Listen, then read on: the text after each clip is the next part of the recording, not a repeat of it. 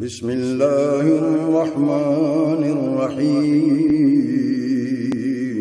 شروع اللہ کے نام سے جو بڑا مہربان نہایت رحم والا ہے۔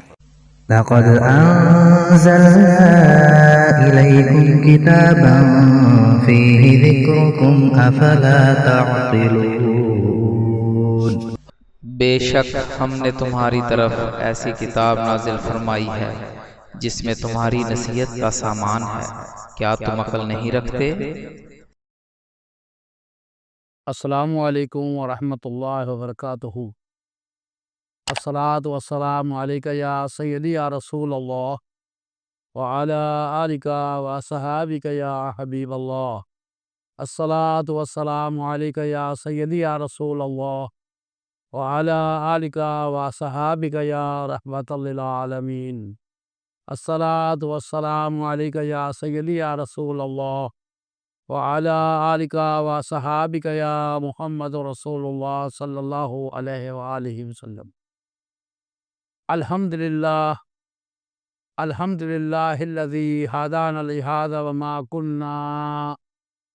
وما كنا لنہتدی لولا ان ہدانا اللہ، واشہد ان لا الہ الا اللہ وحدہ لا شریک لہ واشہد ان محمدا عبدہ ورسولہ۔ اعوذ باللہ من الشیطان الرجیم، بسم اللہ الرحمن الرحیم۔ انما التوبۃ علی اللہ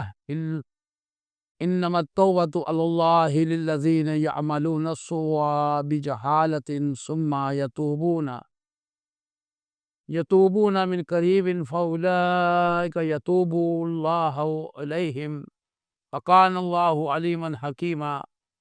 وَلَيْسَتِ التَّوْبَةُ لِلَّذِينَ يَعْمَلُونَ السَّيِّئَاتِ حَتَّى إِذَا حَضَرَ أَحَدَهُمُ الْمَوْتُ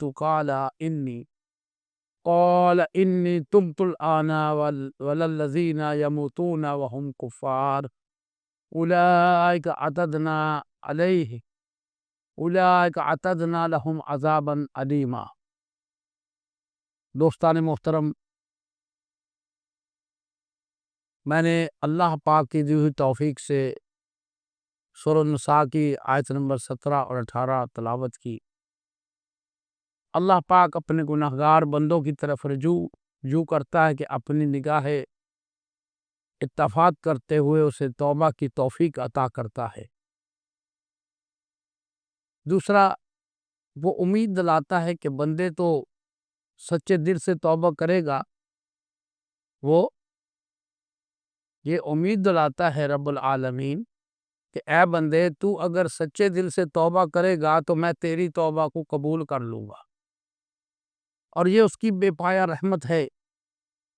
تصوف میں ہم توبہ کو رجوع کہتے ہیں، اس کا معنی ہے رجوع کرنا۔ رجوع اللہ کہتے ہیں کہ بندے نے اللہ کی طرف ارادہ کیا، وہ اللہ کی چاہت کا طلبگار ہے، یہ اس کی بے پایا رحمت ہے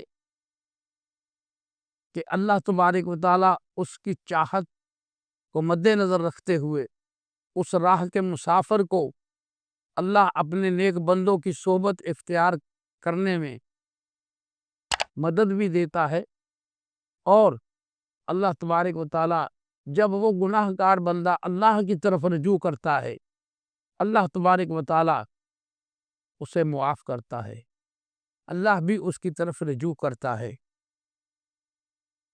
کیونکہ وہ اللہ اور اس کے رسول صلی اللہ علیہ وسلم کی محبت میں فنا ہونا چاہتا ہے۔ میں نے شروع میں سورۃ النساء کی آیت 17 اور 18 کی تلاوت کی، ان میں اللہ پاک نے لوگوں کے مختلف گروہوں کا ذکر کیا ہے۔ کیسے؟ ایک گروہ ان لوگوں کا ہے جو اللہ کی طرف رجوع کرتے ہیں، جن کی توبہ اللہ قبول کرتا ہے اور ان کی توبہ قبول ہو جاتی ہے۔ دوسرا وہ گروہ ان لوگوں کا ہے جن کی توبہ اللہ قبول نہیں کرتا۔ آیت کے آغاز میں اللہ تعالیٰ نے فرمایا انما التوبۃ علی اللہ، بے شک توبہ قبول کرنا اللہ کے ذمے ہے۔ یہ سب ہی جانتے ہیں جو مسلمان ہیں، اللہ پر کوئی چیز واجب نہیں۔ اللہ تعالیٰ کی ذات اس سے بلند ہے کیونکہ وہ خالق و مالک ہے۔ انما توبہ سے مراد توبہ قبول کرنا یا گناہ معاف کر کے ارادہ عذاب سے باز رہنا، یہ اس کا معنی ہے۔ مطلب جب اللہ تعالیٰ توبہ کو قبول کرتا ہے تو وہ عذاب دینے کا ارادہ ترک کر دیتا ہے۔ اللہ تعالیٰ پر توبہ کا قبول کرنا واجب نہیں، مگر اللہ کی بندے سے محبت کا یہ عالم ہے۔ اللہ تعالیٰ خود فرماتا ہے انما التوبۃ علی اللہ، بے شک توبہ قبول کرنا میرے ذمے ہے۔ اے بندے تو توبہ تو کر، اے بندے تو میری طرف آ تو صحیح، میری رحمت کو دیکھنا۔ مگر اللہ تعالیٰ یہ بھی شرط عائد کرتا ہے کہ کن کی توبہ میں قبول کروں گا، کن لوگوں کی توبہ قبول ہوگی۔ تو فرما دیا انما التوبۃ علی اللہ للذین یعملون السوء بجہالۃ ثم یتوبون من قریب فاولئک یتوب اللہ علیہم وکان اللہ علیما حکیما۔ اللہ تعالیٰ صرف انہی لوگوں کی توبہ قبول فرماتا ہے جو کسی وجہ سے، نادانی کی وجہ سے، اپنی کمزوری کی وجہ سے کوئی برائی کر گزرتے ہیں، اور جب وہ برائی کر لیتے ہیں ان کو فوراً یہ خیال آتا ہے کہ یار میں نے یہ بہت بڑا گناہ کر لیا، میں نے اپنے رب کو ناراض کر لیا، میں نے اپنے محبوب کو ناراض کر لیا، تو پھر وہ اللہ کی طرف توبہ کرتا ہے، رجوع کرتا ہے، اور جب اللہ تعالیٰ کی طرف وہ رجوع کرتا ہے تو اللہ اس کو معاف کر دیتا ہے۔ اللہ تعالیٰ بڑے علم والا ہے، حکمت والا ہے۔ یہ بات سمجھنے کہ اللہ پر توبہ قبول کرنا واجب نہیں، لیکن یہاں اللہ تبارک و تعالیٰ نے خود خبر دی ہے کہ وہ اپنے وعدہ میں سچا ہے کہ وہ اپنے گناہ گار بندوں کی توبہ کو قبول فرماتا ہے۔ بات صرف یہ ہے کہ اس کے سامنے ندامت سے ایسے گڑ گڑاؤ کہ اسے آپ کی وہ ادا پسند آ جائے۔ اللہ تبارک و تعالیٰ کے سامنے اظہار کریں معذرت۔ اگر عذر کی 3 قسمیں ہیں۔ پہلی صورت یہ ہے کہ عذر کنندہ اپنے جرم کا سرے سے انکار کر دے۔ یہ وہ لوگ ہیں اپنے جرم کا انکار کرتے ہیں اور وہ سرے سے یہ کہہ دیتے ہیں کہ ہم نے یہ گناہ نہیں کیا۔ دوسری صورت یہ ہے کہ اب وہ گناہ تو کر لیا، اس کی وجہ تلاش کرتے ہیں کہ ہم کون سا جواز کریں، کون سی بات کریں، کون سا بہانہ تراشیں کہ اے اللہ ہمیں یہ مجبوری تھی، ہم نے یہ گناہ کر دیا، اے اللہ ہمیں معاف فرما دے۔ اس کو سمجھانے کے لیے قرآنی آیات بیان کرتا ہوں تاکہ آپ کو پتہ چلے کہ جھوٹے جواز ڈھونڈنے کا انجام کیا ہوتا ہے۔ الذین یأکلون الربا لا یقومون الا کما یقوم الذی یتخبطہ الشیطان من المس ذلک بانہم قالوا انما البیع مثل الربا واحل اللہ البیع وحرم الربا۔ جو لوگ، اس کا معنی ہے کہ جو لوگ سود کھاتے ہیں روز قیامت کھڑے نہیں ہو سکیں گے، مگر جیسے وہ شخص کھڑا ہوتا ہے جسے شیطان نے چھو کر بدحواس کر دیا ہو۔ یہ اس لیے وہ کہتے تھے کہ تجارت اور خرید و فروخت بھی تو سود کی مانند ہے۔ اب اتنی بات کہہ کر وہ اللہ تعالیٰ پر بہتان لگا رہے ہیں۔ کیوں؟ اللہ تبارک تعالیٰ نے تجارت کو جائز قرار دیا اور وہ یہ کہتے ہیں کہ سود اس میں بھی ہے، اور دونوں ایک طرح کا ہی کاروبار ہے، چاہے وہ سود لے لیں اور چاہے وہ تجارت کر لیں، تو وہ اللہ تعالیٰ پر الزام تراشی کرتے ہیں۔ میرے دوستو، جب آپ اللہ تعالیٰ پر بہتان لگائیں گے تو جانا کہاں ہے؟ میرے دوستو، اللہ تبارک و تعالیٰ خالق ہے، مالک ہے، ہمیں بنانے والا ہے۔ اگر ہم ان کو ایسا کہیں گے تو جانا کہاں ہے؟ میرے دوستو، اللہ تعالیٰ نے تجارت کو حلال فرمایا ہے اور سود کو حرام قرار کیا ہے۔ ان پر یہ وبال اسی باعث ہے کہ یہ کہتے تھے کہ تجارت بھی تو سود ہی ہے۔ ان کا یہ اعتراض شریعت اور احکام الہی پر تھا۔ وہ سود کو تجارت کی طرح حلال جانتے تھے، جبکہ سود کا قیاس کرنا ہی غلط ہے۔ حقیقت تو یہ ہے کہ مشرکین تو تجارت کا شرعاً جائز ہونے کے قائل نہیں۔ ان کا یہ کہنا تھا کہ تجارت اور سود दोनों एक ही जैसी चीज़ें हैं, फिर क्या वजह है कि एक को हलाल करार दे दिया गया और एक को हराम करार दे दिया गया? हदीस पाक में है, यार आका सल्लल्लाहु अलैहि वसल्लम ने फरमाया, एक सुबह तो मैंने रात के वक्त सोया, सुबह के करीब रात ख़त्म होने वाली थी, सुबह होने वाली थी। आपने फरमाया कि मेरे पास दो शख्स आए और उन्होंने मुझे उठाया और कहा कि आप हमारे साथ चलिए। मेरे दोस्तों, प्यारे आका सल्लल्लाहु अलैहि वसल्लम इरशाद फरमा रहे हैं कि वो शख्स मुझे अपने साथ ले गए।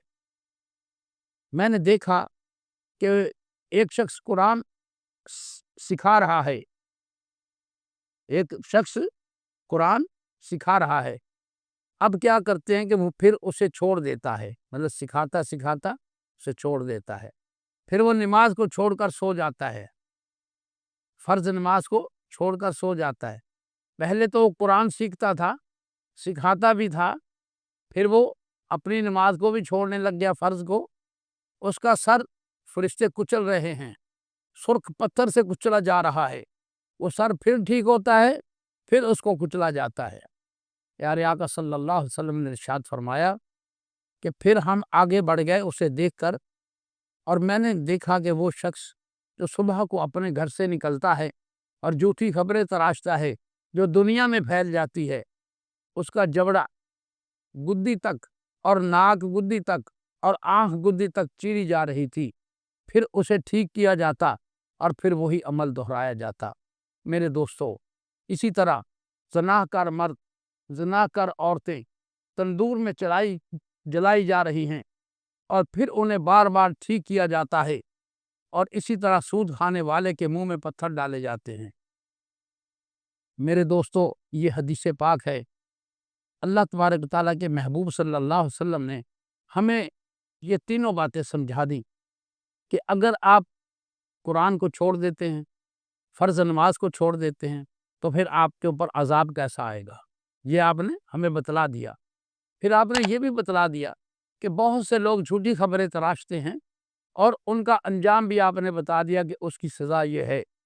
ज़नाकार मर्द और ज़नाकार औरतों के मुतल्लक बता दिया, सूद खाने वाले के मुतल्लक बता दिया।